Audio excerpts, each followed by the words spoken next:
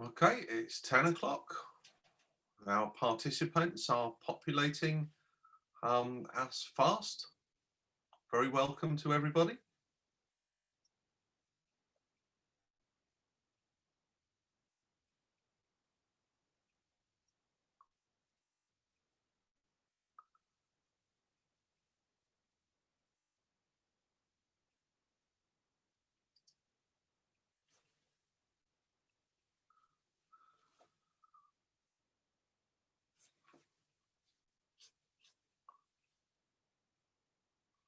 Okay, do you want to take down the holding page, Lisa? And we'll get going. Yep, Tom.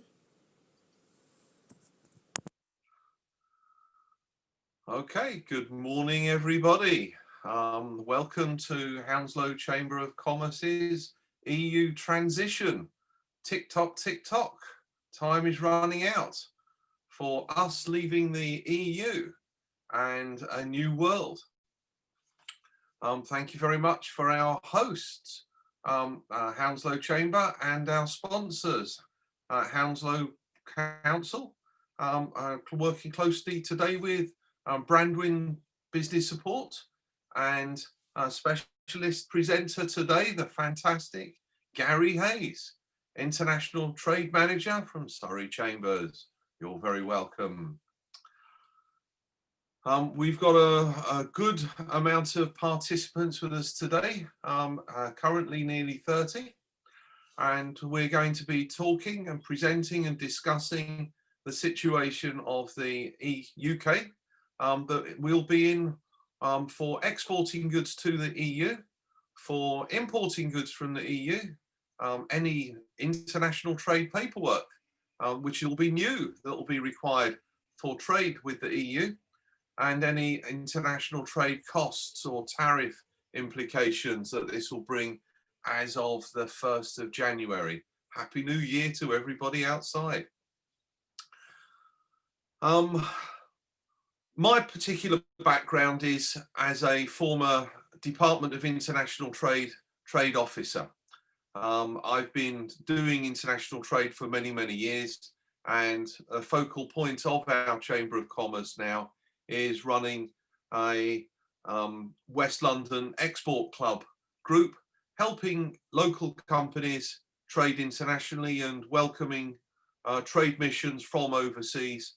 Last year we managed to put on 13 international trade events. This year it won't be quite as many, but we've managed to put on quite a few. And next year is going to be a very different year for the EU and the UK's trade. The EU is the UK's #1 trading partner, with 40+% of UK exports going there. And so it's going to change the world that we live in and have lived in for the last nearly 50 odd years, to have this quite dramatic change. Negotiations, we've been following them all very closely for the last year at least, it seems. But things have gone very quiet recently, which is a good thing. Our trade negotiating team from the UK is led by David Frost, Lord Frost, former head of one of the UK's largest chambers of commerce, which just shows you how close chambers of commerce are to what's going on with this trade. He is our lead negotiator. So, with no further to do, I'm going to pass on to Gary Hayes, who's going to be giving a presentation all about export documentation, especially, followed which we'll have some comments from Nauzar, Director for Branduin Business Support Services. Gary, if you can unmute yourself, you have now, I can see. Over to you, please run us through this. Thank you. So good morning, everyone. My name's Gary Hayes. I'm the International Trade Manager here at Surrey Chambers of Commerce. A little bit of background about me. I had a 15-odd year career in retail operations and then moved to the Chamber. And I've been in this role as International Trade Manager for coming up to 5 years now. certainly the most stressful and interesting time for us at this present moment, and in my career with the Chambers of Commerce. And hopefully this little presentation I put together will kind of help you a little bit with some of the documentation and changes that businesses may need to put into place to be ready for the 1st of the 1st, 2021.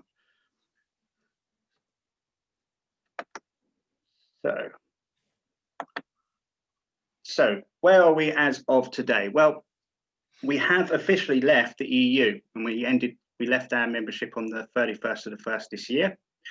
And since then, we have been in a transition period, which ends at the end of this year on the 31st.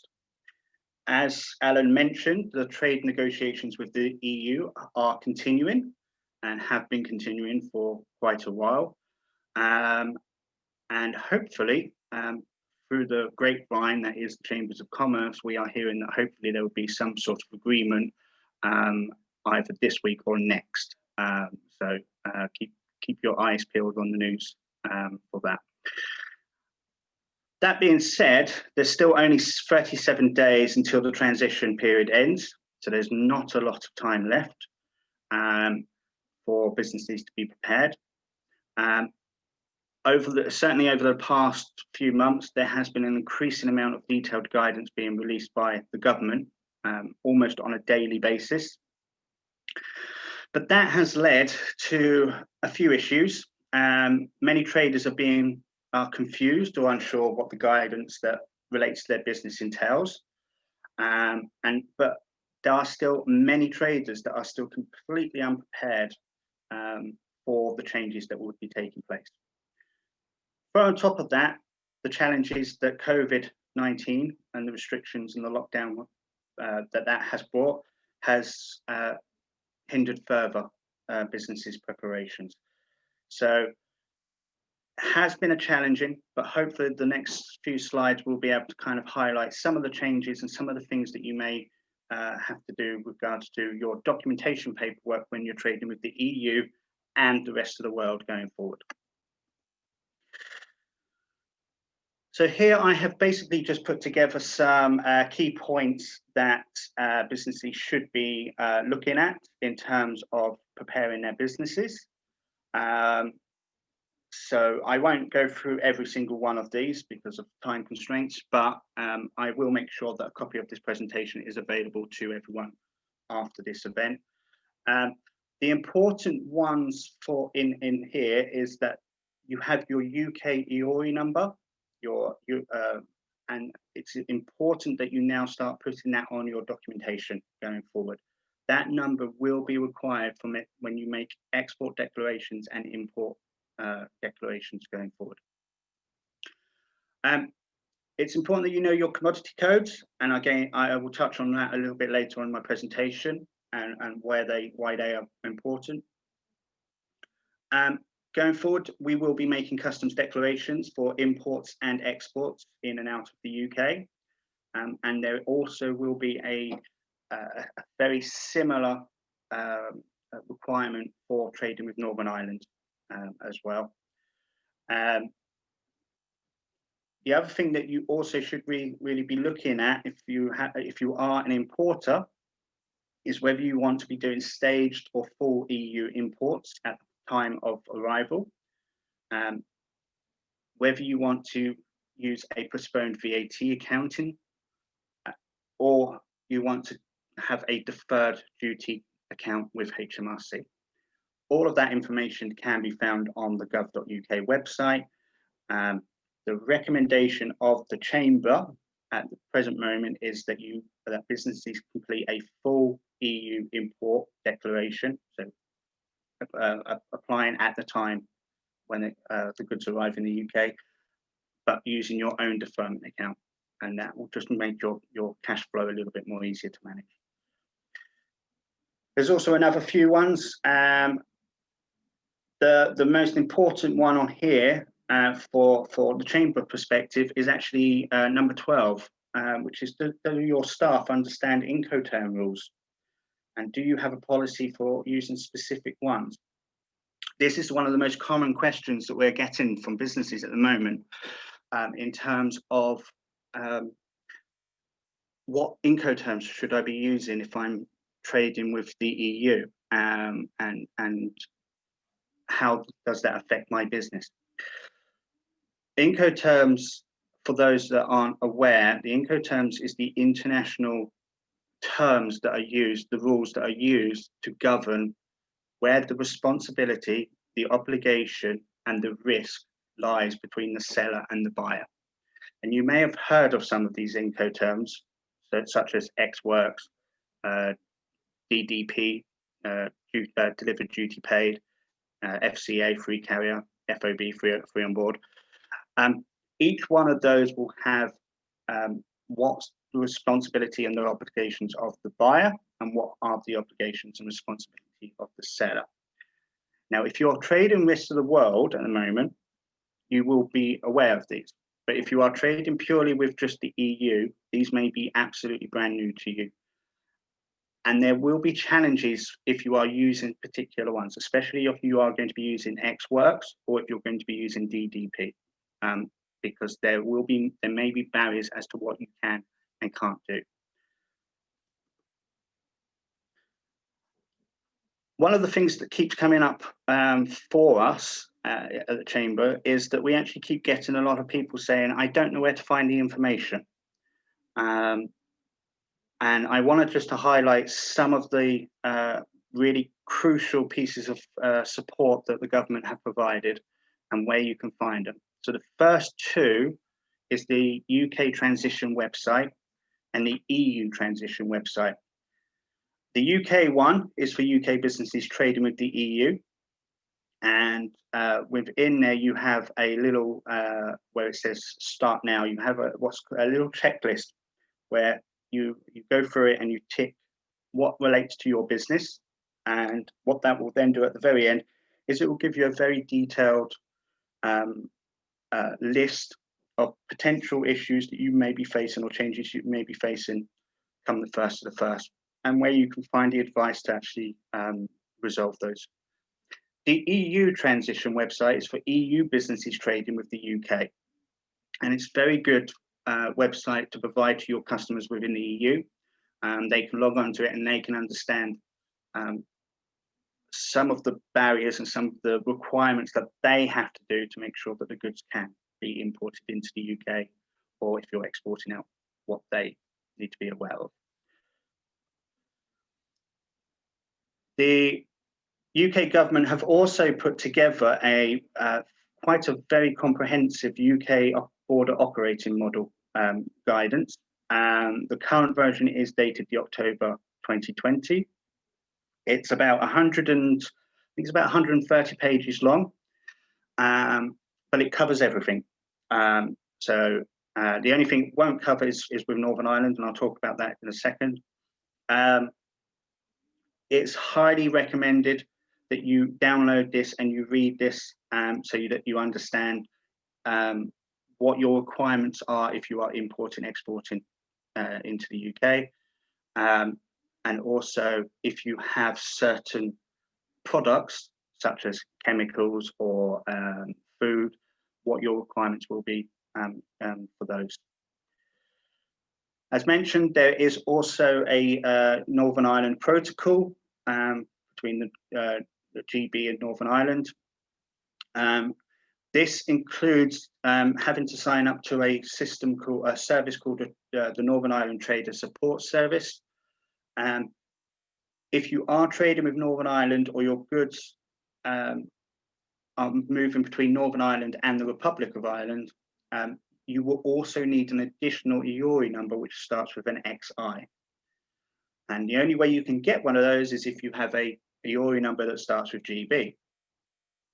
Now, there's two options here. You can either apply for one if you know that you need one. If you don't need one, or if the HMRC believe that you need one, they will automatically send you one in the mid-December.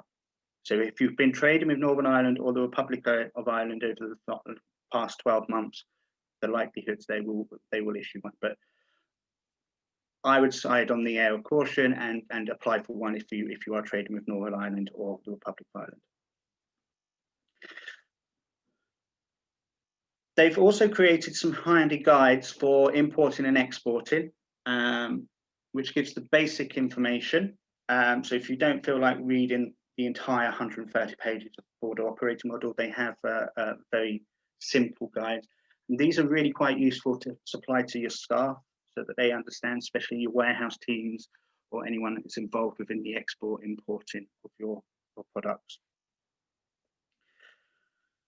If you're also within a specialist sector, such as aerospace, automotive, construction, life sciences, retail, there is separate guidance for your businesses that will explain some of the rules and regulations, some of the changes that will come in that may affect you. And again, all of these can be found on the gov.uk website. Just going to touch on the impact of a no deal. So if for whatever reason we are unable to agree an agreement, a negotiation with the EU, from the 1st of the 1st, 2021, the UK will be trading under World Trade Organization rules, WTO rules. That will mean that tariffs will be payable on some goods. There will also be changes to rules of origin, and there will also be a loss of what's called accumulation as well. Regardless whether there is a deal or not, customs declarations will be coming into effect, and it is expected that there will be 220 million more customs declarations from next year compared to what we currently do, which is around 55 million. If you export anything that requires a house certificate, there will be changes regarding that, and you should contact the relevant government departments that issue those for you. And we will also lose continuity with some of the trade deals that the UK currently enjoys with countries all over the world. Should we get a UK-EU free trade agreement? Now, this is all based on what the arrangement is and what the agreement is. The likelihood is that most items will be tariff-free. The rules of origin and accumulation will be very much in line with current requirements. 220 million customs declarations will still be required. Export house certificates, again, will be very much in line with what we currently have. The continuity and new trade deals will carry on, and I'll talk to those a little bit short in a moment. And the regulations and the standards, again, will get a little bit simpler than what we would have under a no deal. So now I'm talking about imports and exports. So for those of you that will be importing into the UK from the EU, there's going to be a three-stage approach to imports from the 1st of January 2021. Stage 1 is the implementation of the customs core model. So this is very much the basis of having to make import declarations at the point of arrival or the deferment of customs declarations until a 6-month period has passed. Stage 2 which will begin in April 2021, will mean that goods that are subject to sanitary and phytosanitary controls will also start having restrictions and barriers put in, and they will likely have to be going to certain border posts and things like that. And stage 3, which will happen from July, will be the full enforcement of the customs core model. So this will be full declarations at the point of arrival and various other stages. And all of this is highlighted within the border operating model that you can download and get from the government website. Very quickly, just going to go through what stage 1 entails for businesses. importing from the EU. So full customs declarations will be required on all controlled goods. If you are importing non-controlled goods, you do have the option to delay declarations. If a UK global tariff will be in place and will be used for the calculations of tariff and duties, businesses will have the option to postpone VAT, import VAT, and account for it in their periodic VAT returns. And for that, you do need to contact HMRC and register. For some businesses, they may already be using customs special procedures such as customs warehousing, inward processing relief, outward processing relief, temporary admission. Those will still continue, and you can, if you are new to those, you can request authorization from HMRC to be able to use those. And if you are importing any of the those items that are listed, you must check the rules and requirements, because they do have their own set rules and requirements, such as areas where they can be imported into the UK, for one, and the requirements and documentation requirements.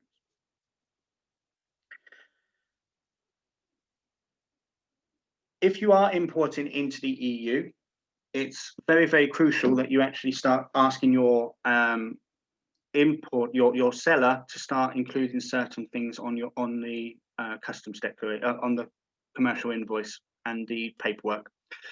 The top one is absolutely crucial, that you make sure that the notifying party for the customs declaration, if you're not doing themselves, or you haven't, or if you're not using one of the larger freight forwarding companies such as DHL, UPS, etc., you must make sure that they are nominated. I will tell you a little story after the presentation regarding that, which actually I only found out last week, which actually was quite eye-opening for me.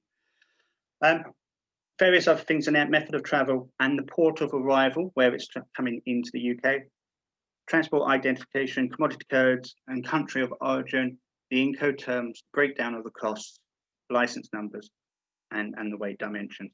All of that information is required for yourself, customs agents, or your freight forwarder, your logistics provider, to make import customs declarations into the UK. Very quickly looking at exports. So from the 1st of January, all exports out of the UK will need an exports customs declaration.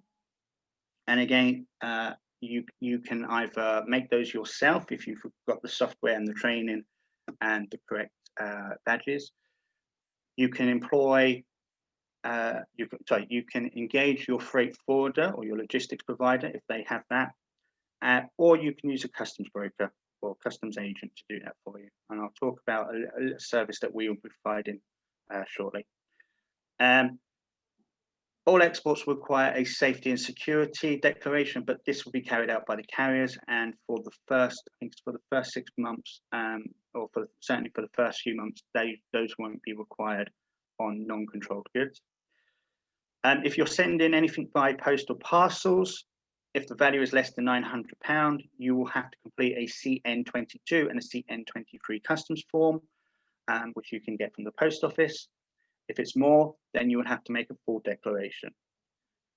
For those that are exporting via Dover, there is the wonderfully titled Checker HD is ready to cross the border service, which will come into effect.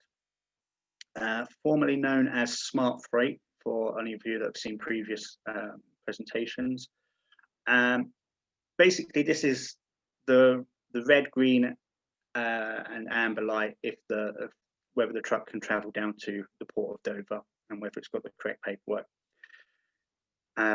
If the driver hasn't got the correct paperwork, and that does include things such as export health certificates and restricted goods and photosanitary certificates, they will not be allowed to proceed to the port of Dover. If you're using wooden packages, you need to make sure that they meet ISPM 15 international standards. And again, if you are using any of the specialist products, such as animal products, etc., you need to make sure you follow the rules. Very quickly, you need to make sure that all of these items now start appearing on your paperwork. Without them, it's very, very difficult to make export declarations. So this is why it's important you start putting those on your declarations. And it's the same when the goods come to being imported, this information will be required. Very quickly, the certificates of origin. Some of you may be applying for those. Currently, we are using what's called the European Community Certificate of Origin. From the 1st of the 1st, they get replaced by the United Kingdom Certificate of Origin. And as you can see from the two examples, there is very little difference between them.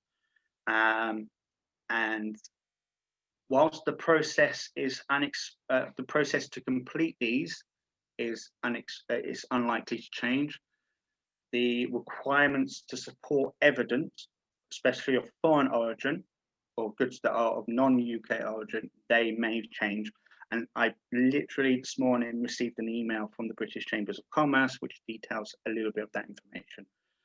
So I need to understand that, and then obviously there will be a follow-up email webinar to talk about those. Preference docs. So at the moment, you may be using what's called an EUR1 form, which looks like that. And they will be replaced by a UK EUR1 form, which will look very much the same. And again, these can only be used for UK trade agreements. Importantly, is that some of the rules around accumulation will change in regards to the UK trade agreements. Now, all the trade agreements are now available online, and I'll talk about those in a moment. But your accumulation rules will change. So what you may be able to do now, if you are trading with an EU, a country where the EU has a free trade agreement, and you're using EUR1s, you may not be able to use a preference document from next year, and it could be vice versa. You may be able to use them from next year. At the moment, that's the only changes to the UK. So it changed from the UK to European. So change from European Community to United Kingdom. EC will change to UK, and the issuing country will always remain the UK. ATR. So if you're trading with Turkey, you may be requested for an ATR preference document. From the 1st of the 1st, those will no longer be valid, and they will no longer be used. Because of the arrangement that Turkey has with the EU, where they have a customs union, we cannot replicate that at the moment. So at the moment, there will be no documents issued for preference unless either the UK has a trade agreement with Turkey, so a UK Turkey trade agreement, or within the outcome of the EU-UK trade agreement, there is something put in to allow Turkey goods going to Turkey to continue using that customs union. The likelihood is going forward that the UK EUR1 form will be replacing the ATRs, or an arrangement such as the registered exporter, the REX, or the trusted trader will come into effect. These are the trade agreements that the UK has rolled over that are currently EU trade agreements. The most recent one you may have seen at the weekend was the Canadian one, but you've got some really good, really large trading nations there. You've got Japan, Israel, Chile. So they're all countries that we do a lot of trade with, and there'll be more added as and when. Currently, these are where we are, where we stand. So you'll see there at the bottom, we've got Turkey. So there is some sort of a trade agreement already in place. It just has it's just waiting. The UK government is also looking at joining the CPTPP, which is the Trans-Pacific Trade Partnership. So we will either be joining that, or we will be having bilateral trade with the US, Australia, New Zealand. So just keep your eyes out. There will be more trade agreements agreed, certainly over the next few months, I would have thought, and that they can be quite beneficial to your business. As mentioned, rules of origin and accumulation. So the rules of origin, shipments to the EU, you will need to declare the origin of every product being shipped to an EU country on your commercial invoice. So if your goods are made of various, if your products are of non-UK origin, you do need to declare the origin on your certificate, on your commercial invoice. This is to allow that the provisions on licensings, anti-dumping duties, etc., to be taken into account. You may also be required to obtain a UK certificate of origin for shipments to the EU. And for non-preferential origin rules, although these will not be changing, there are parts within that will be impactful that I can go through a bit later on. Accumulation rules. So again, preferential. These will apply to the UK trade agreements. Currently, if goods are consist of between 60 and 50% of EU components, they can be claimed as EU origin, and then they can be used as the as part of the free trade agreement that they have. From the 1st of the 1st, again, depending on the trade agreement and the actual UK trade agreements that we have with other countries, this may actually only be 60 to 50% of UK originated components. So if your product comprises of 60% of EU components, they may not be applicable for the free trade agreement between the UK and that country. Commodity codes. So again, the UK will be having its own UK global tariff, which will come into effect. Every product, as you may know, has a commodity code. They're used to calculate the duties, VATs, and whether there's any licenses or restrictions or anti-dumping. Absolutely crucially important, the commodity code is the responsibility of the exporter to make sure that they are using the correct commodity code. So if you have a importer or a business overseas that is saying to you, please use this commodity code instead of this one, you should not be changing it unless there is a valid reason for them doing so. The new UK global tariff is available, and there's the link there, and from there you can actually search by the commodity code, the description of product, or the combination of both. They've also created it as a PDF, so if you want to download it and go through it in a little bit more details, you can do. But the actual live system will not go live until the 1st of the 1st. And you also need to make sure that you can that you use the right commodity codes, because you can incur penalties, fines, impoundment, or the loss of customs procedures if you're using them if they are wrong. And we have had in the past businesses that have received quite heavy fines for using wrong commodity codes. As mentioned, customs declarations. So from the 31st December 2020, any imports into the UK, any imports out of the UK will need declarations. Mentioned there that the numbers will increase, so that's a substantial jump. Quite worryingly, there are lots of traders that are unaware that they will have to make customs declarations from the 1st of the 1st when trading with the EU. I literally had a phone call yesterday with a trader who wasn't aware that they had to do this. You can rely on your logistics providers. However, be aware that they may have capacity issues. So they may not have the manpower to be able to make these declarations. They may also not be in the position to be able to make these declarations for the EU. So have a conversation with your logistics provider. Customs declarations can be very, very complicated. So then if you decide that you are going to do them yourselves, you need to make sure you have the right knowledge, the right systems, and obviously making sure that you've got the correct training. But crucially, and I relate back to the Incoterms, if you are if you've agreed DDP, duties delivered pay, to a customer in Germany, for example, but you do not have a EU entity, you will not be able to make the import declaration or pay the duties in the EU. It's exactly the same if you are selling X works, where the German company, in this case, comes to your factory or your premises to collect the goods. If they do not have a UK entity, they cannot make the export declaration. So it's important to understand where the responsibility lies with regards to the Incoterms and what you can and you cannot do.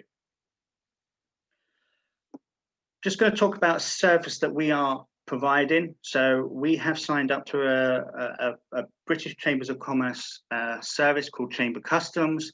And it's a service that allows us to provide advisory service, training on customs declarations, but we can also act as a customs agent for businesses as well. Very briefly, there's a little bit about customs declaration training. So we offer 2 packages. So we've got the overview, which is basically anyone that needs an introduction to customs declaration and international trade on a basic level. And they could be done either online modules or live one-day training. And for those that actually will be completing export and import declarations, a readiness pack, which is 3 modules that covers literally everything to do about international trade, about customs declarations, a very in-depth one. Now, you see the prices, they're not cheap, but the good news is there is grants available. So the HMRC has a customs intermediary grant fund, and it covers things such as recruitment, training, and IT equipment. So training, as you can see, you can get up to £1,500 per course per delegate. IT improvement, you can claim back your IT costs. And for recruitment, you can get a grant for up to £15,000 for you to be able to recruit a new member of staff to be able to do your customs declarations. And there's the link that has details about it, the grant and how to apply. Very, very crucially, it's not all about imports, exports. This transition, the UK leaving the EU will have an impact across many, many parts of how we live and how we trade and how we work with the EU. So there is just some highlights there of some of the areas that you may need to look at, such as if you employ EU nationals or if you have UK nationals that work in the EU. If you're traveling, if you're driving within the EU, if you're using data or sharing data, compliances and standards, if you're using EU funding, intellectual property, trademarks, copyrights, again, they will all change. VAT, taxes and duties. If you have an EU website, you may not have access to that from the 1st to the 1st. And then finally, moving goods. Everything you will find will be on the UK transition website on the gov.uk. And lastly, for me, there is an event that we are holding on the 1st of December, which is 30 days left till the end of the transition. It's a free event and it will highlight everything that is happening. And what is very, very good is that we actually have government ministers joining us for this one, who will be talking about some of the processes. In the past, we've had Michael Gove, we've had Lord Agnew, who's in charge of HMRC, who have answered questions. So if that's something, please book your place on our website. And that is it. Thank you ever so much. So I will hand over now back to Alan. Gary, thank you very, very much. That was truly enlightening and very revealing. And I must say, I've been on some of those webinars and hearing comments directly from Michael Gove about what is physically going on in these negotiations, what some of the sticking points are. and what is going to be happening next, as opposed to political statements from these government ministers, is very enlightening. So that they're very much worthwhile going along to. And just if I can get you right, are you saying that the training courses that you're offering, including training on customs declarations, are all covered by government grants? Therefore, if you apply for the grant, which money is available, they're all ultimately payable or chargeable by you and payable by a company getting the training, but they can claim all of that money back. So in fact, they're all ultimately free of charge if you want them. If you are applying for the grant and the grant meets the eligibility of the grant, sorry, the course that you're going on. So, for example, the customs declaration one, which does meet the eligibility of the grant, yes, you'll get your money back up if you claim. And that also includes some international trade courses as well. So if you need a course on understanding Incoterms, that can be met. So Chambers of Commerce across the UK, as well as the likes of the Institute of Export and various other organisations that support businesses, are all putting on these courses. A lot of them are now online because of the COVID. But yeah, from my understanding and from what I've seen, pretty much any course that covers international trade is covered by the grant. So to be clear, that these courses that you're putting on are to meet the criteria that allow people to claim the grant? Absolutely, absolutely. All of our courses that we provide for Surrey Chambers members and non-members are covered by the grant. People, please listen. This is your opportunity to get trained, and it costs you nothing ultimately. And in reality, bear in mind Gary's keywords, that I think you said 220,000 extra documentation will be required for exporting to the EU. Therefore, getting these documents done by customs agents or freight forwarders will be difficult to do in the future. Is that right? So it's 220 million.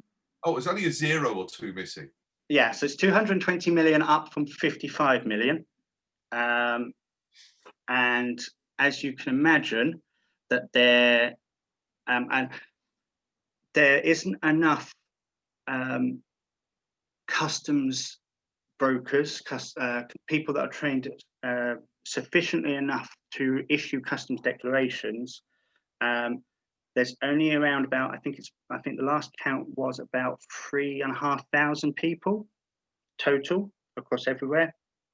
And Michael Gove at the very, very start of this year said that the requirement would be that we would need about 50,000 to be able to meet that. So systems are being put into place. We, as a Chamber of Commerce, are signed up to what's called Chamber Customs, which is a service we're providing. We have 4 trained customs advisors now within our chamber, who will be able to make customs declarations, both imports and exports. And the good thing is because we are part of we're part of a national body of Chambers of Commerce, part of the British Chambers of Commerce. We are able to support, and colleagues from across the other chambers are able to support. So actually, we have around about 400, I think it's about 420 customs brokers, customs agents, or staff trained to be able to do customs declarations. So we actually hold a huge percentage of the number that I quoted earlier. So, but that being said, you don't have to use the customs agent. You can use the likes of your freight forwarder or your logistics provider. But again, be conscious that they may only have a limited capacity.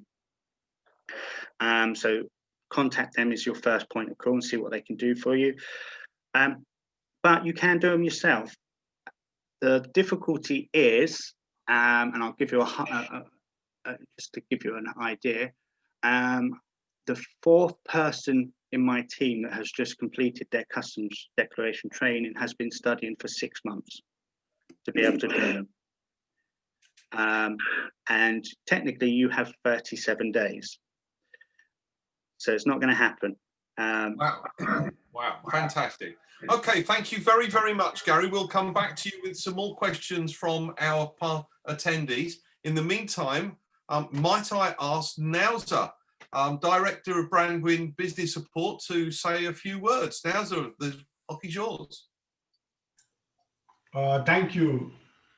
Alan, I'm just going to put my video on, but just before I do that, I want to hand back to Gary and ask him. He said he was going to tell us a little, story at the end of his presentation. Gary, can you finish your story? Yes, sorry. So yes, that was regarding the when you. It's important to make sure that your seller makes sure that you puts the notifying party on their documents for when it comes into the UK.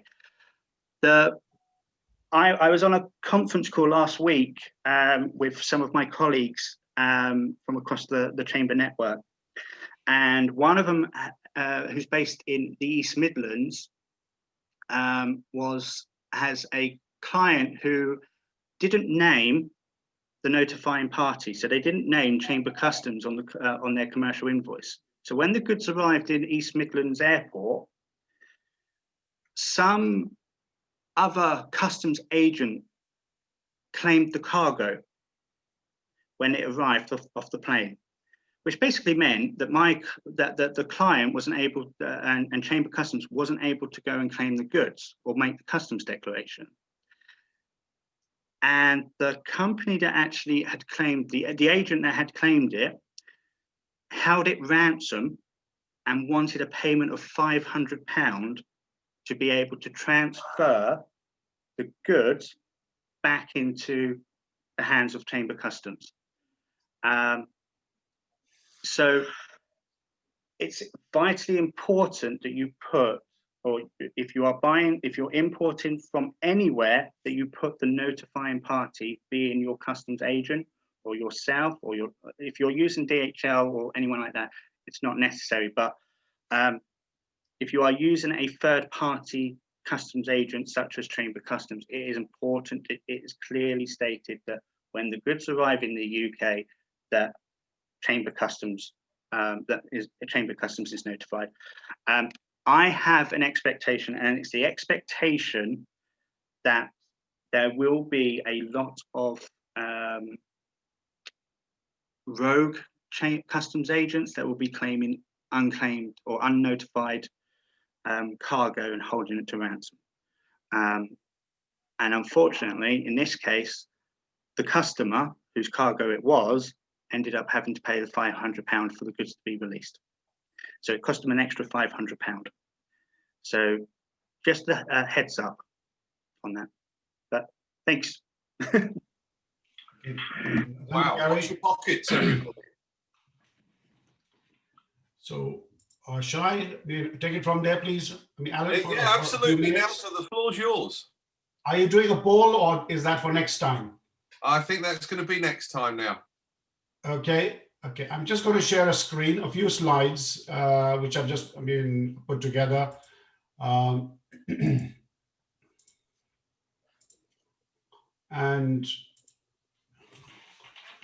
it is Brexit related, so just bear with me for a couple of slides. This is just, I've seen a few familiar names on the participant list. Okay, so welcome you all.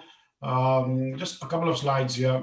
Who we are. We've been around for over 10 years now, and we work very closely with Hounslow Council, with Ealing, and with several chambers of commerce.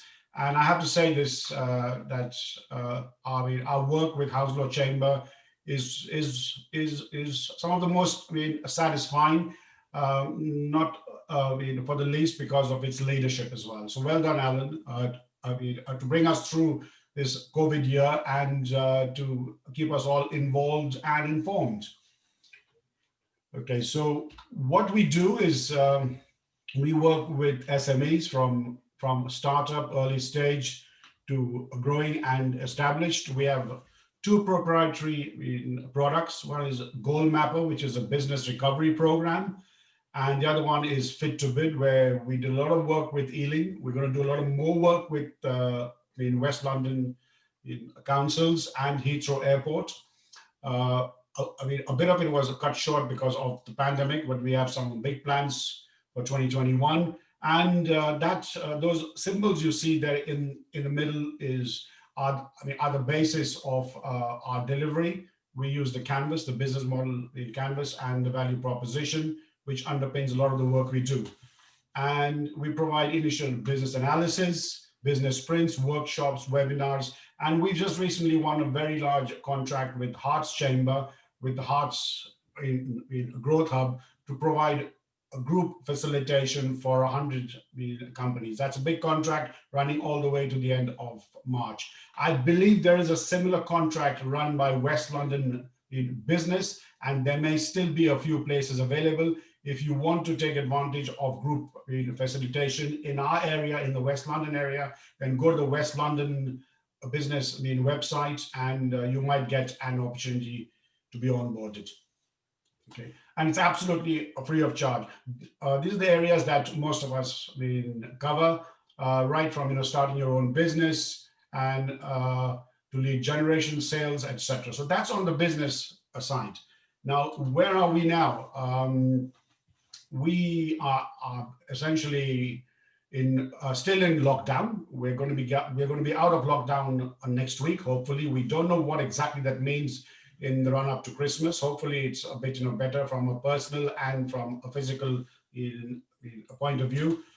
But this thing called the low touch economy is here to stay for a while, and it's characterized by a few key interactions, low touch interactions, health and safety, which is absolutely critical to us. As a result of that, we are behaving a bit differently individually, as groups, as families, and in terms of business, there are permanent industry shifts, whether it's work from home, e-commerce, takeaway, or cashless in society. And when this thing basically started off in April, we were hoping May, June, July it'll end, but we've all come to the sobering conclusion this is going to be around for a little while, and we've got to be able to deal with it. And the challenge from a business point of view is, how do we join the winners of this low touch economy? We've all suffered as businesses. We've all suffered. A lot of us are in the red. A lot of us are struggling for existential sort of a crisis. And we're all wondering, how do we get over this hurdle? How do we get over the barrier? And the way we're going to do it is, I'm going to ask this question up front. Which one are you? Are you half glass full or half glass empty? Okay. And I'm an eternal optimist, a pragmatist, because I run a business. I'm the MD of the business. But apart from the practicalities and the pragmatism, a bit of optimism and attitude will help us all essentially go through this. So I'm going to say now that it's getting close to saying goodbye to 2020 and hello 2021. And what does that mean? From a business point of view, switching from defense to offense, not causing offense. That's not what I meant. But if you look at it, if you're on a playing field, you move from a position of defense to moving forward to score goals, as an example, to achieve your goals. So rather than sitting on the fence, rather than sitting within our comfort zone, the idea is to move out of that zone and move in terms of doing something a bit different, investing in yourself in terms of time, knowledge. Gary said something very important, that a lot of the courses here, a lot of the information on Brexit is available. Most of it's going to be free. It's a question of biding your time and being sort of, persistence is going to be key to getting your free training. And the last bit here is innovate, doing the same things again and again. We know that is not. Einstein said that that's not the right way to go forward. So adapting or launching new products and services. Now, as if under COVID we didn't have enough on our plate, we've now got Brexit as well. Okay, so how do we do that? Again, getting ready for Brexit, ensuring that the information that I saw from Gary was mind-boggling. Okay, and I'm sure you found the same as well. But the good news came at the end. There is, training. There are people to help. It's not going to be as bad as it looks. And for most of us on a personal level, we're looking at how do I go for holidays? Will I need visas? Will my roaming work? Can I withdraw cash, etc.? That's from a personal sort of a point of view, which I think will be all right. The business issues are bigger. The business issues will hopefully, if you look at the timeline that Gary set forward, by July they should be better. But get ready again, as much as we are trying to get out of the COVID situation, getting ready for Brexit, unfortunately, is as important as that. So we got made two things here to get ready for it. Now, on a positive note, on a personal note, we finally started talking about the vaccine and what it means, what it could mean for us from our personal freedoms and trying to get our lives back. Let's not underestimate this. A few months ago, there was no talk about the vaccine. There was no sort of a time scale. We now have some potential in time scales. We know that the government's doing everything to buy what we need. And depending on where we are in terms of our age and the category, but there is basically what I'm trying to say, there is light at the end of the tunnel. So get ready for Brexit, switch from defense to offense, and with the hope of the vaccine in 2021. 2021 is going to be a better year for all of us. Okay, that's the way I'm looking at it, and I hope that message essentially gets across to you as well. So to conclude, we have 3 webinars. Thank you very much, Hounslow Council, for basically sponsoring this in partnership with Hounslow Chamber and with us in Branduin. So this is basically what we did today. On Tuesday the 1st at 3 p.m., we're going to talk about HR and recruitment, business travel, data protection, IP, your trademarks, your patents, etc., and e-commerce, accounting, tax, and VAT, which is very close to Alan's heart, and he's got a lot of information which he knows he's going to be talking about. So again, we'll have an expert panel on next Tuesday, and we look forward to seeing you there. The third one is a bit more fluid. It's a review and impact of the US presidential election. This is at 3 p.m. on the 8th of December. I believe the 2 webinars on the 1st and the 8th are scheduled for an hour and a half. So they'll run from 3 p.m. to 4:30. And in the final one, we'll be talking about trends in trade, what impacts, what are the new standard rules, etc. More sort of a free-flowing kind of a discussion, and how can you best protect your business. Again, we'll have experts here, hopefully some senior people, and we'll be able to support you and your business. So there's a lot of stuff here which you can take away from it. Gary's presentation will be available, the recording will be available, and once again, thank you to Alan, thank you Gary, thank you to Lisa Rides for arranging all of this, and to Sally for all our emails, and I hand it back to you, Alan. Okay, very much thanks to you now. So can you please leave that last slide up, because that will be my closing slide, and I think it's well worth leaving it up on the page to give people a little reminder. What the aim is of these 3 webinars that we're doing is today to talk about the transition time deadline running out at the end of this year. A lot of people will be thankful to see the back of 2020, I think, and your comments now have summed it up very well. There is light at the end of this tunnel, and it's a light that's becoming brighter every day that we get closer to the end of the year. The reason why we've gone for the 1st of December and the 8th of December is that we're hoping that by the 1st of December, we'll be in a lot clearer position as to the situation of these negotiations going on between the British negotiating team and the EU. Ultimately, the negotiations can't go all the way up to the 31st of December, simply because once a deal is agreed or not agreed, then approval has to be given by each European Union government separately. After that agreement is approved, then it goes to be endorsed by the EU Presidential Council itself. And then before finally the agreement being signed with the EU and the UK. So to allow enough time for all of that to happen, some sort of agreement or not agreement has to happen by the end of this month, November, which is, and ultimately the presentation that Gary so eloquently put together is about whether there's an agreement or not. This is the paperwork that you will have to do for the EU. That this is factual. It's not going to depend on any trade agreement being reached. We will be out of the EU on the 1st of January, and not being a member of the EU means you will have to do export paperwork to trade with the EU.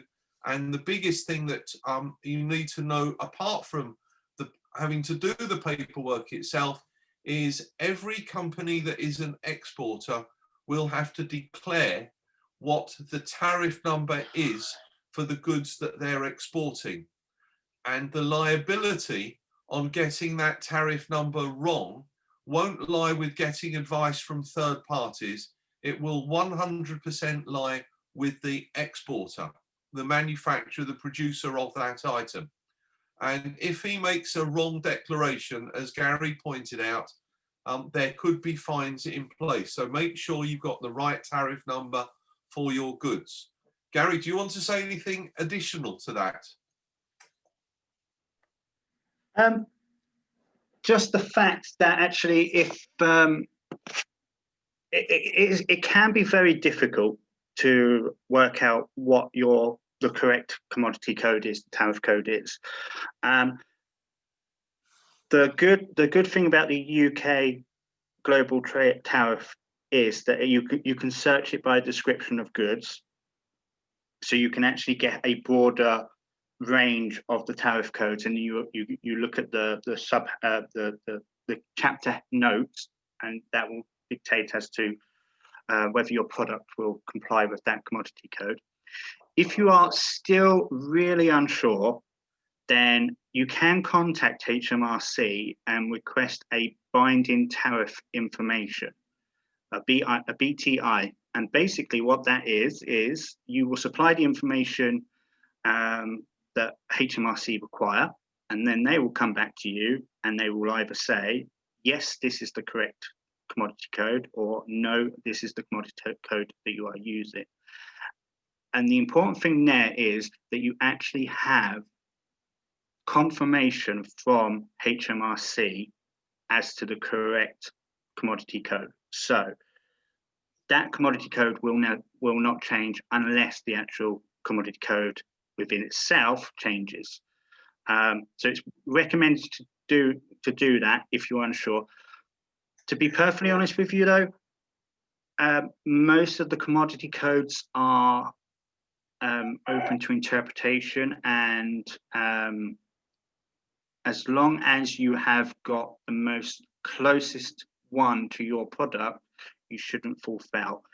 If you, for example, claimed that a chocolate biscuit was a Jaffa cake, for example, then obviously there will be a complete difference. I'm just looking around my room here, and that's the only thing I can see is chocolate biscuits and Jaffa cakes. Shame on you. But and that's simply because one's a biscuit and one's a cake, I believe. So and so they have different commodity codes and they have different duties applied to them. So it's important that you understand. Look at the requirements and the chapter notes, and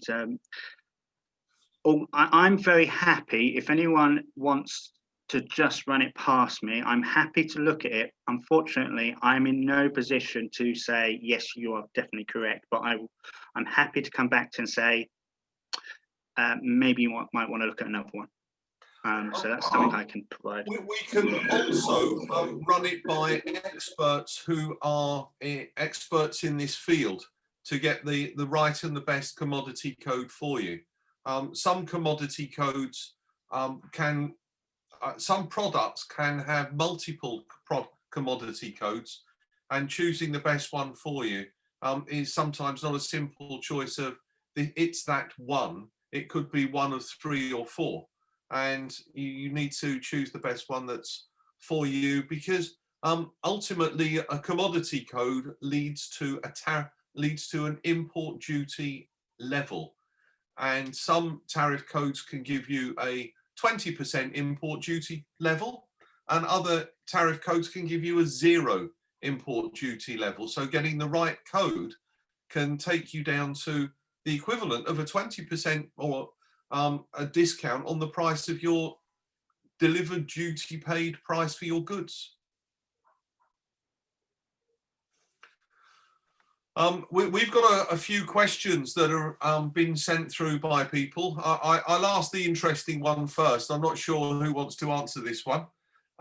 Should we be stocking up with food and water as of the 1st of January? Or before the 1st of January? I don't think it's that extreme at the moment. Look, there will be times when businesses need to make that decision whether they need to stockpile certain components or certain goods for onward imports or exports. That's a business decision. I can safely say that capacity at most of the large warehouses and ports are close to capacity. But the other thing as well is actually a lot of the things that you might read in the newspapers about long queues and delays and problems with that, things like that. Personally, I think there will be challenges, but I don't think it's going to happen. Just to give you an example, if your goods are going by road, so if they're going to Dover and you've got all your paperwork in order, there's actually nothing to stop them. So they won't get stopped on the motorway. They won't even get checked at Dover. They will literally just be loaded, as long as Chief doesn't identify them that they need to be inspected or anything like that, or if they're controlled goods, for example. But they won't be stopped. They will just be loaded on as they are now onto the ferry. Ferry crosses over, and then the delay may actually be in Calais. Being the name for the software. Yes, that's correct. Yeah, and the same with imports.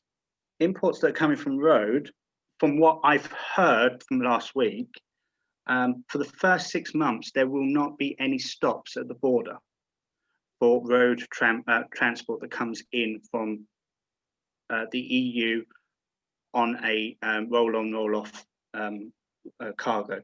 But that being said, an import declaration still needs to be made, and again, it's whether you do that at the time or whether you do that at a later. You defer the declaration. Okay, so from a lighter-hearted question, that sort of takes us into dealing with a more detailed question, which is, will my consignment be delayed if I use a consolidator and other clients fail to complete their customs paperwork? So potentially, yes. However, from the conversations I've had with some consolidators, they have got processes in place to allow delays to be minimized, and to work with those clients to make sure that the right paperwork is done. The likelihood is that no consolidator will be going to Dover, for example, without the correct paperwork, because they will just be stopped at on the motorway. Michael Gove, on one of our Countdown to Change webinars, recently said that the Kent Police have been working on the cameras to make sure that they can identify vehicles that have they haven't been given the green light to proceed to Dover. So the whole infrastructure is still being put together. It still needs to be tested. So there may be issues around once it's live. But the conversations I've had is that consolidators are aware of the requirements that they need. They are working with their clients to make sure that that documentation is available before the goods are actually loaded on any trucks or anything like that. So there you have it. Whether your question is about stocking up water and food, or it's actually about your customs documentation, we're able to give you a serious answer. The last question I think that's relevant to today's discussion is, let's see if I can see who it's from. It's from Good For You, Feroz Ghazi. It's after Brexit, what are the key benefits of importing and exporting from the EU in comparison with other countries? So in other words, after all of the arguments I had and done about whether we should be in the EU or not, now that we're at this point, what is going to be the benefit? What are going to be the key benefits of importing and exporting from the EU? Well, it'd be exactly the same to a degree as to what it is now. So, the closeness between the countries. So, it's going to be cheaper for you to import something from Germany than if you import it from America. So you have that benefit. The other thing as well is, and I'm going to talk about trade agreements. The UK will be from the 1st to the 1st a sovereign, and is now actually a sovereign country. It's now able to go out and make its own free trade agreements. Now, currently, when we were part of the EU, all trade agreements had to be agreed with between 27 different countries, which meant that for some products or some goods, that doesn't work. For example, if you wanted to, the trade agreement with Chile, for example, has a lot of barriers for the importing of wine, for example. And the reason for that is to protect the EU's own countries that make wine, Italy, Spain, the UK even. The good thing about the trade agreements now going forward for the UK is that actually they are only for the UK. They don't have to worry about what Italy thinks or what Germany thinks or what anyone else thinks. So for UK business, so a good example is the UK-Japan trade agreement, which is actually, if you look at it, actually has a massive amount of benefits for UK businesses now than it did when it was an EU-Japan trade agreement. So there's that positive there. But besides that, it's exactly the same. It's just, unfortunately, now we just have to make it. We've just got more paperwork to do, but once we get those understanding and people are used to it, it'll be just like trading with the rest of the world. So yeah, that's really it. I can't really add to that. So on the note of a lot more paperwork, Gary, is there any insights that you're seeing that this could be a lot more digitalized? So at the moment, a lot of the chambers of commerce provide services where you can apply for certificates of origin online.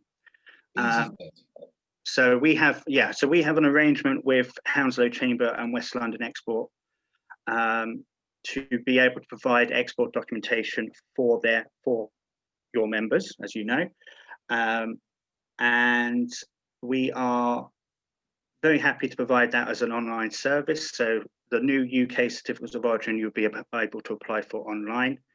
The new preference documents will be able to apply online. Going forward, I do know that the UK government is looking to work in partnership with various other governments around the world to make these documents purely digital.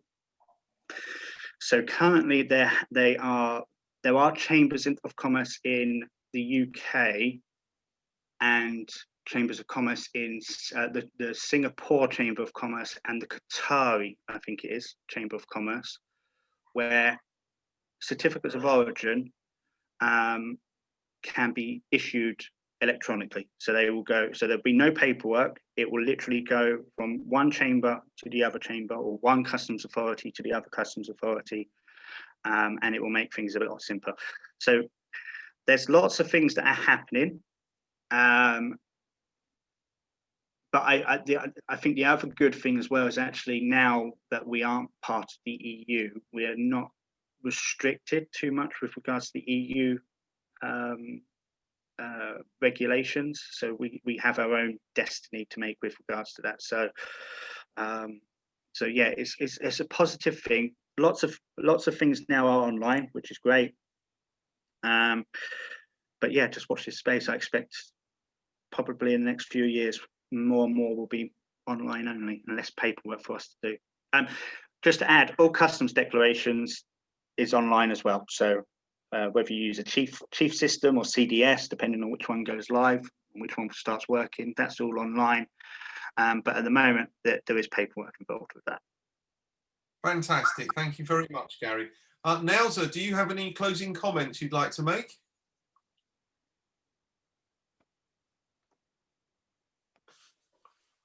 Okay, this is when I remind you. Thank you, Alan. Yeah, I got it now.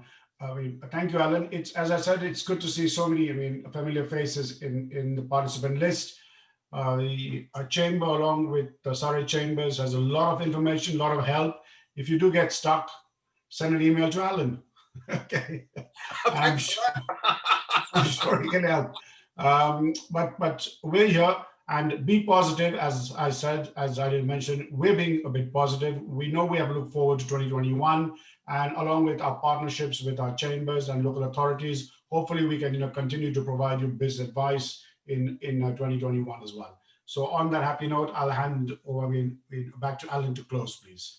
Thank you, Nauzar. Thank you very, very much, Gary. Thank you to our sponsor, Hounslow Council, and I'd like to reiterate Nauzar's comments that next week on the 1st of December, we'll be having a follow-up webinar talking about digital trades, talking about VAT, talking about other very interesting things, and then have a final webinar in this series on the 8th of December. I hope you can join us all. We very much look forward to seeing you. The final webinar will cover, I'm looking over, here we go, the impact on Brexit will have on our supply chains, and we'll talk about the issues to do with the new US